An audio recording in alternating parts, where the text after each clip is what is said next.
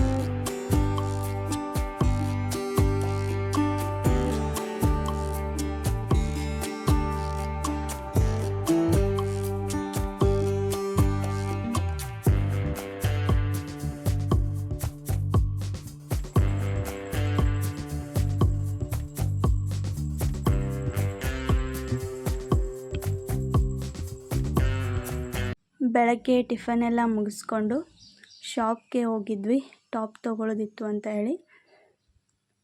ಇಲ್ಲಿ ಎಲ್ಲ ಟ್ರೆಂಡ್ಸ್ ಕಲೆಕ್ಷನ್ನೇ ಇತ್ತು. ಟಾಪ್ ಕೂಡ ತುಂಬ ಚೆನ್ನಾಗೇ ಇದ್ದು, ಅಂದರೆ ಮಾಡರ್ನ್ ಕೂಡ ಇದ್ದು, ಟ್ರೆಡಿಷ್ನಲ್ ಕೂಡ ಇದ್ದು. ಸೊ ನಾಳೆ 23ಗೆ ನಮ್ಮ ಮಾಮನ ಬರ್ತಡೇ, ಅದಕ್ಕೋಸ್ಕರ ನಮ್ಮ ಮಾಮ ಅಕ್ಕ ಮತ್ತು 2 ಡೇ ಟ್ರಿಪ್ ಅಂತ ಹೇಳಿ ಹೋಗ್ತಾ ಇದ್ದಾರೆ. ಸೊ ಅದಕ್ಕೆ ಅವಳೊಂದೆರಡು ಟಾಪ್ ತೊಗೊಂಡ್ಳು, ನಾನೊಂದು ತೊಗೊಂಡೆ. ಹಾಗೆ ಟಾಪ್ನ ತೊಗೊಂಡು ಸ್ವಲ್ಪ ಮಾಲ್ಟಿಗೆ ಕೂಡ ಬಂದಿದ್ವಿ, ಅಂದರೆ ಕೆಲವೊಂದು ಐಟಮ್ ತೊಗೊಳ್ಳೋದಿತ್ತು ಅಂತ ಹೇಳಿ. ಸೋಪು ಮತ್ತು ಫೇಸ್ ವಾಶು, ಕೆಲವೊಂದು ಐಟಮ್ಸ್ ಮನೆಗೇನು ಬೇಕೋ ಅದು ತೊಗೊಳ್ಳೋದಿತ್ತು. ಹಾಗಾಗಿ ಇಲ್ಲಿ ಬಂದಿದ್ವಿ. ಮನೇಲಿ ಇನ್ನೂ ಕೆಲಸ ಇತ್ತು, ಅದರಲ್ಲಿ ಬೇರೆ ಅವರು ಟ್ರಿಪ್ಪಿಗೆ ಹೋಗ್ತಿದ್ದಾರಲ್ವ, ಆ ಬ್ಯಾಗ್ ಪ್ಯಾಕಿಂಗು ಎಲ್ಲನೂ ಕೂಡ ಇನ್ನೂ ಬಾಕಿ ಉಳಿದಿತ್ತು. ಹಾಗೆ ಬ್ಯಾಗ್ ಪ್ಯಾಕಿಂಗ್ ವಿಡಿಯೋ ಮತ್ತು ಟ್ರಿಪ್ಪಿಗೆ ಹೋದ ವಿಡಿಯೋ ಎಲ್ಲನೂ ಕೂಡ ಅಪ್ಲೋಡ್ ಮಾಡ್ತೀವಿ.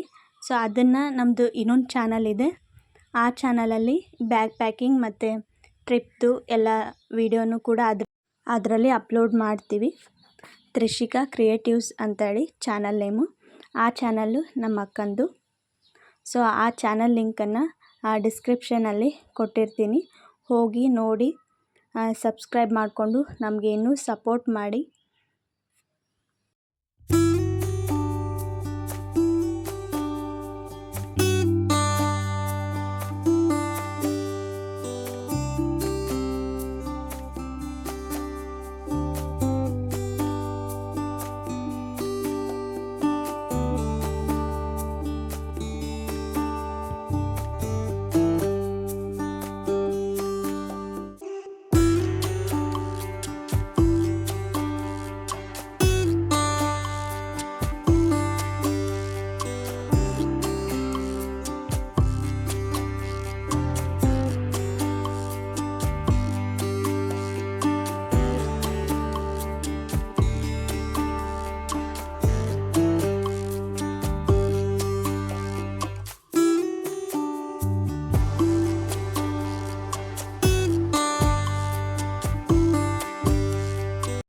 ಈ ಟಾಪನ್ನೇ ನಾನು ತೊಗೊಂಡಿದ್ದು. ಇದು ಫುಲ್ ಕಾಟನ್ ಇದೆ, ಡೈಲಿ ವೇರ್ಗೆ ಅಂತ ಹೇಳಿ ತೊಗೊಂಡೆ. ಅಂದರೆ ಫುಲ್ ಕವರ್ ಆಗುತ್ತೆ ಇದು, ಬಟ್ ಮನೇಲಿ ಬಂದು ನೋಡಿದರೆ ಸ್ವಲ್ಪ ಟೈಟ್ ಆಗ್ತಿದೆ, ಹಾಗಾಗಿ ಎಕ್ಸ್ಚೇಂಜ್ ಮಾಡಬೇಕು. ಹಾಕೊಂಡು ನೋಡ್ರೆ ತುಂಬ ಲುಕ್ಕಾಗಿ ಕಾಣುತ್ತೆ, ಬಟ್ ಸ್ವಲ್ಪ ಟೈಟ್ ಆಗೋದಕ್ಕೋಸ್ಕರ ಎಕ್ಸ್ಚೇಂಜ್ ಮಾಡಬೇಕಾಗಿದೆ.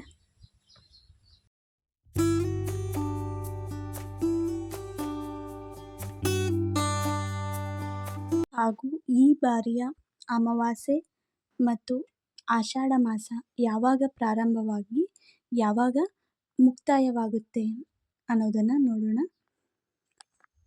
2025 ಮಣ್ಣೆತ್ತಿನ ಅಮಾವಾಸ್ಯೆ ಜ್ಯೇಷ್ಠ ಮಾಸದ ಕೃಷ್ಣ ಪಕ್ಷದ ಜೂನ್ 24 ಮಂಗಳವಾರದಂದು ಸಾಯಂಕಾಲ 7 ಗಂಟೆಗೆ ಪ್ರಾರಂಭವಾಗುತ್ತೆ. ಸಾಯಂಕಾಲ 7 ಗಂಟೆಗೆ ಪ್ರಾರಂಭವಾಗಿ ಮರುದಿನ ಬುಧವಾರ ಅಂದರೆ ಜೂನ್ 25 ಸಾಯಂಕಾಲ 4 ಗಂಟೆಗೆ ಅಮಾವಾಸ್ಯೆ ಸಮಾಪ್ತಿಯಾಗುತ್ತೆ. ಈ ಅಮಾವಾಸ್ಯೆಯ ಮರುದಿನದಿಂದಲೇ ಆಷಾಢ ಮಾಸ ಪ್ರಾರಂಭವಾಗುತ್ತೆ. ಅಂದರೆ ಜೂನ್ 26ಕ್ಕೆ ಈ ಆಷಾಢ ಮಾಸ ಪ್ರಾರಂಭವಾಗಿ ಜುಲೈ 24ಕ್ಕೆ ಮುಗಿಯುತ್ತೆ. ಈ ಮಾಸದಲ್ಲಿ ಅತ್ತೆ ಸೊಸೆ ಒಟ್ಟಿಗೆ ಇರಬಾರ್ದು ಎಂದು ಹೇಳುತ್ತಾರೆ.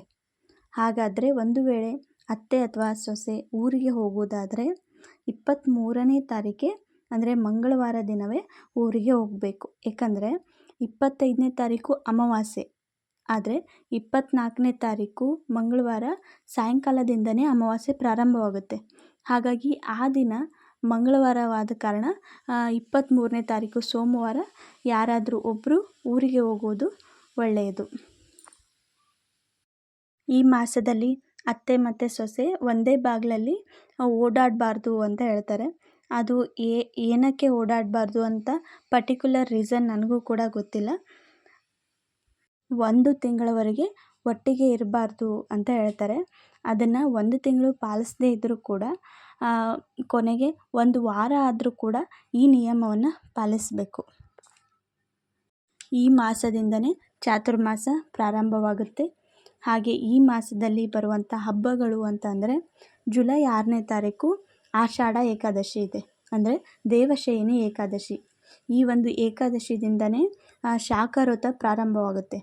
ಶಾಖವ್ರತ ಅಂತಂದರೆ ಈ ವ್ರತದಲ್ಲಿ ತರಕಾರಿ ಆಯಿತು, ಹಣ್ಣು, ಇದು ಯಾವುದರ ಉಪಯೋಗವನ್ನು ಮಾಡಬಾರ್ದು.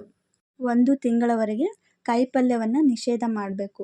ಆದರೆ ಜೀರಿಗೆ, ಮೆಣಸು, ಹಾಲು, ಮೊಸರು, ತೆಂಗಿನಕಾಯಿಗಳನ್ನು ಈ ಮಾಸದಲ್ಲಿ ಈ ವ್ರತದಲ್ಲಿ ಉಪಯೋಗಿಸಬಹುದು. ಹಾಗೆ ಈ ಮಾಸದಲ್ಲಿ ಆಷಾಢ ಮಾಸದಲ್ಲಿ ಬರುವಂಥ ಇನ್ನೊಂದು ಹಬ್ಬ ಅಂತಂದರೆ ಅದು ಜುಲೈ 10ನೇ ತಾರೀಕು ಗುರು ಪೂರ್ಣಿಮೆ, ವ್ಯಾಸ ಪೂರ್ಣಿಮೆ ಅಂತಲೂ ಕೂಡ ಹೇಳ್ತೀವಿ. ನಂತರ ಈ ಮಾಸವನ್ನು ವಿಷ್ಣುವನ್ನು ವಿಶೇಷವಾಗಿ ಈ ಮಾಸದಲ್ಲಿ ಪೂಜಿಸಲಾಗುತ್ತೆ. ಯಾಕಂದರೆ ಈ ಮಾಸದಲ್ಲಿನೇ ವಿಷ್ಣು ದೇವರು 4 ತಿಂಗಳ ಕಾಲ ಒಂದು ದೈವಿಕ ನಿದ್ರೆಗೆ ಜಾರುತ್ತಾನೆ. ಆ ಸಮಯದಲ್ಲಿ ಶಿವನು ಬ್ರಹ್ಮಾಂಡವನ್ನು ನೋಡಿಕೊಳ್ಳುತ್ತಾನೆ. ಈ ಒಂದು ವಿಷ್ಣುವಿನ 4 ತಿಂಗಳ ದೈವಿಕ ನಿದ್ರೆಯ ಒಂದು ಕಾಲವನ್ನು, ಅವಧಿಯನ್ನು ಚಾತುರ್ಮಾಸ ಅಂತ ಕರೀತಾರೆ.